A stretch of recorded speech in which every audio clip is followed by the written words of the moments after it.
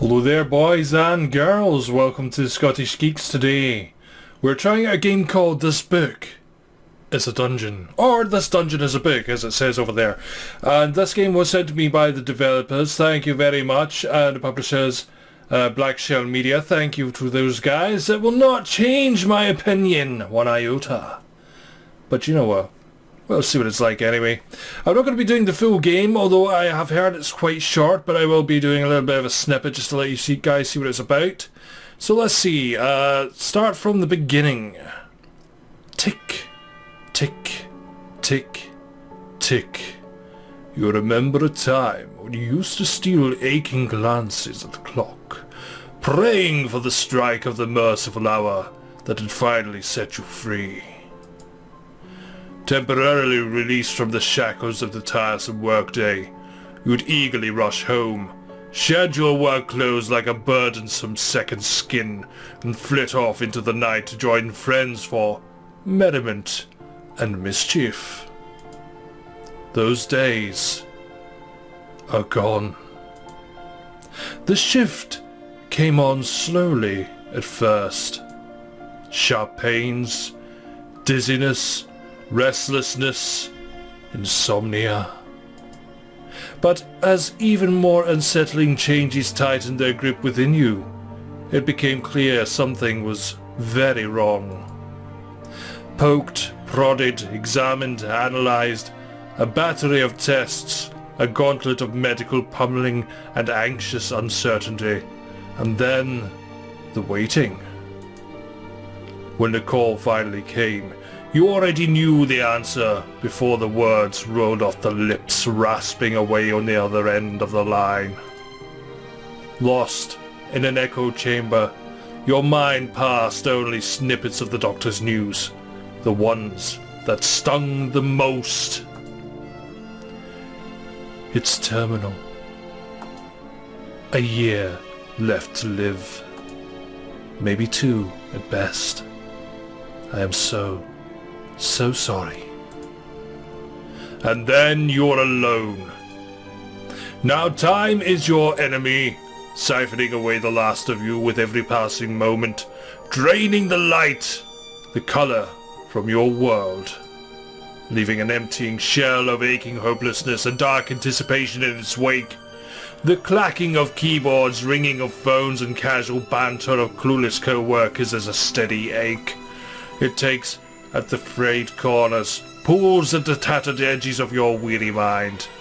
But when the appointed hour has arrived, it dampens the din, if only for a short while. Tomorrow is another day. For them, at least. For you, possibly. You linger for just a minute longer, letting the eager parade filter through the exit. The last to leave, you close up, lock the door, and pull your overcoat tight around you. A spitting mist turns to a downpour, well before you reach the dry sanctity of the putrid subway entrance. The stairs are a descent into unpleasant smells and hustled near misses, as bustling crowds crush together to get to and from their mundane 9-to-5s. For a moment you miss that simplicity of routine, the promise of continuance. Standing at the edge of the platform, you look down at the electrified tracks. Wind picks up in the tunnel, signaling the rapidly approaching train. Your mind wanders. You imagine what it'd be like to be caught in the tracks right as the train comes barreling through at 60 miles per hour. Death is a beacon, drawing you ever closer. It swirls and dances on the sparkling steel girders below. It teases and taunts only inches away. Come to me, whispers the siren call. It is not yet time. You take a few steps back from the yellow line. 20 minutes feel like an eternity in the packed subway car. Damp, sweaty exhaustion and regret, mixed with promise and delusion. A wagon full of cattle, oblivious, tuned out, numb. Stop by stop, the opening and closing of the door thins the herd. It is a welcome culling, a shifting of space, a loosening of knots.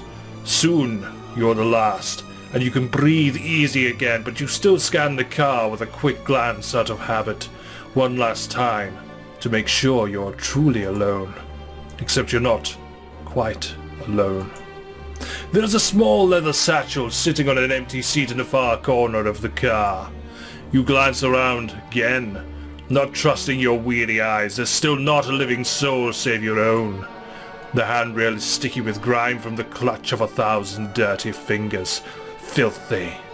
You wince at its touch, but it offers stability as you work your way to the other end of the car towards the orphan's satchel. Where did its owner go? The bag is weathered and worn. Some tired soul will no doubt be missing its contents, you gather. A high-pitched whine pierces the air as the car rocks and rattles. The light flickers. 32nd Street. It's your stop. Time to go. And then we start to make choices. Yes, I'm back. My image disappeared for a little while there so I could do, get you guys into the story anyway. So, do we take the bag or do we leave it there? Of course we're going to take the bag. Oh, story time again. You instinctively reach out and swipe the bag, figuring it's better off in your hands than left to wander the dark tunnels inside a giant metal beast alone. Thick, stale underground air turns cool and damp as you emerge from the city's high-speed intestines and hit the noisy streets above. 340 steps later, you're at the door of your second-story apartment, fumbling the keys, muttering under your breath. The lock finally gives way. Peeling off your soaked coat, you drop everything on the table, kick off your shoes and check your answering machine. You have no new messages. No surprises there. Ignoring the pile of unwashed dishes and the empty fridge, you sidle back to the table and remember the bag. Inside the bag you find an old book. The book is aged and weathered. Its cover is adorned with an ominous skeletal being that looks half human, half serpent, and the title written in a language you don't have the tongue to decipher. Open the book. Unlocking the old book, you open the cover and flip through the dusty pages. The book appears to be blank. How odd. So, were we going to flip to the first page, flip to a random page, or flip to the last page? Well, I'm not much for reading an ending, so we'll go to the first page first. The frail pages seem brittle to the touch, as if they are in danger of crumbling into nothingness, yet your fingers resonate with an unknown energy. Do we flip to a random page, or flip to the last page? Well, I don't really know, guys. I think we should probably go to a random page. That's exactly what I'm going to do. You flip to a random page and find nothing. Are your eyes playing tricks on you, or did you see the faint glimmer of words fading from view just now? Another random page, I think? Flipping through the pages, a faint flicker of ink catches your eye. You flip back several pages to try to find it. After much searching, you uncover a page that sports a faint drawing of a keyhole, sketched in pencil.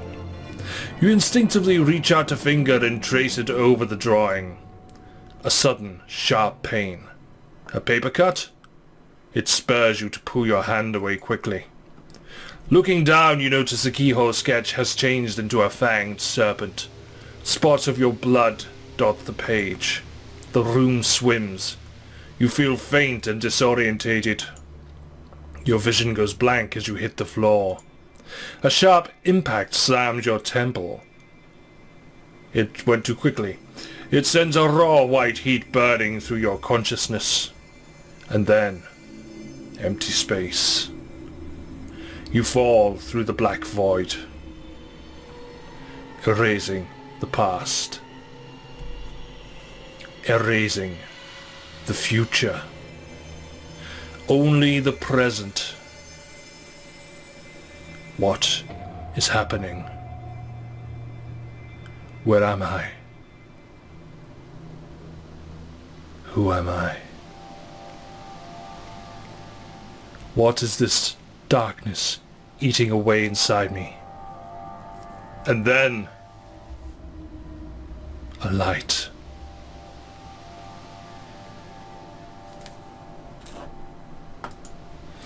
You awaken in a small chamber illuminated by the light of a single flickering torch resting ensconced at this far wall.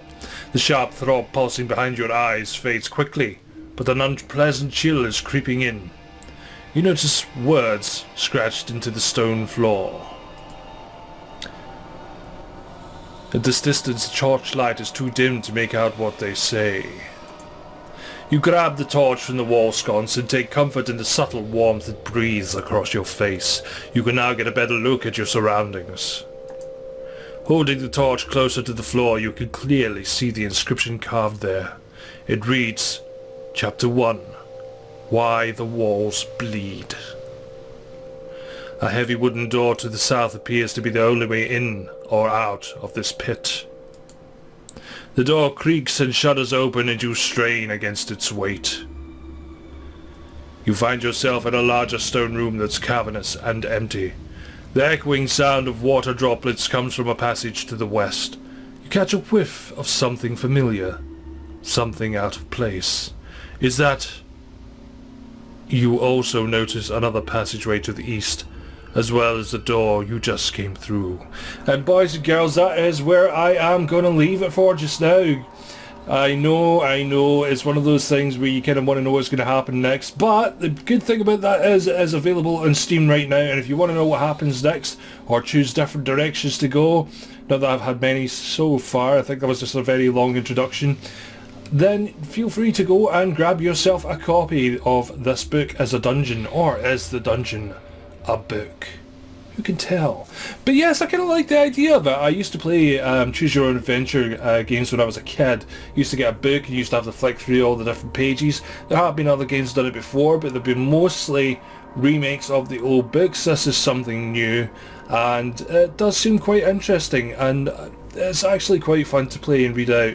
It'd be good for, I don't know, some sort of a party scene where you could, you know, I say a party scene, I know what kind of parties I'm talking about.